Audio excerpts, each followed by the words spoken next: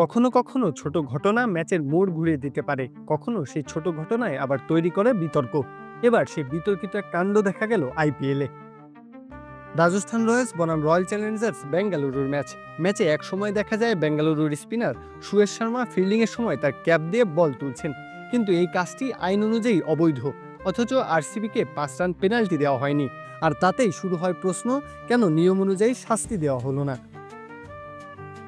ঘটনাটি ঘটে নবম ওভারের শেষে। রাজস্থানের ব্যাটাররা তখন ব্যাট করছিলেন টার্গেট তাড়া করতে গিয়ে। ওভারের বল শেষ হয়ে যাওয়ার পর একটি থ্রো যখন থার্ড ম্যান অঞ্চলে যায়, তখন সেখানে দাঁড়িয়ে থাকা সুয়েশ শর্মা তার মাথার ক্যাপ দিয়ে বল কুড়িয়ে নেন। বাছাই করা আলু আর স্পাইসি সিজনিং এ প্রাণ পোটাটা চিপস নাকি বিস্কিট খেয়ে বোঝে নাও। আইপিএল এর অফিসিয়াল প্লেইং কন্ডিশনের রুলস অনুযায়ী যদি কোনো ফিল্ডার তার পোশাক বা পরিধানযোগ্য জিনিস ব্যবহার করে বল ধরেন, তাহলে সেটিকে ইললিগাল ফিল্ডিং হিসেবে ধরা হয় এবং সঙ্গে সঙ্গে বল ডেড ঘোষণা করা হয়। বোলিং দলকে 5 রান জরিমানা দেওয়া হয়। এখন প্রশ্ন হচ্ছে, কেন আরসিবির উপর নিয়মটি প্রয়োগ হলো না? বলটি সুয়েশের হাতে আসার আগেই অনফিল্ড আম্পায়ার ওভার ঘোষণা বলেছিলেন, অর্থাৎ বলটি তখনই ডেড ছিল।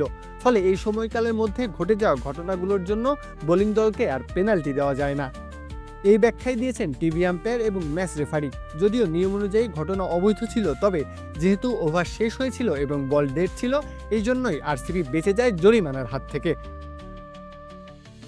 এই ঘটনাটি নিয়ে সোশ্যাল মিডিয়াতে চলছে জোর আলোচনা। অনেকেই বলছেন নিয়ম এক হলেও প্রয়োগে যেন এক নয়। কেউ কেউ এটাকে আইপিএল এর ফেভারিটিজমের উদাহরণ বলতেও ছাড়ছেন না। তবে বিতর্ক হোক বা সমালোচনা, সব ছাপিয়ে ম্যাচটি জিতে নেয় আরসিবি। এই জয়ে তারা তাদের প্রথম ঘরের মাঠে জয় পায় এই আসরে। সেই সঙ্গে উঠে আসে পয়েন্ট টেবিলের 3 নম্বর পজিশনে। প্রত্যহ কাব্য, খেলা 71।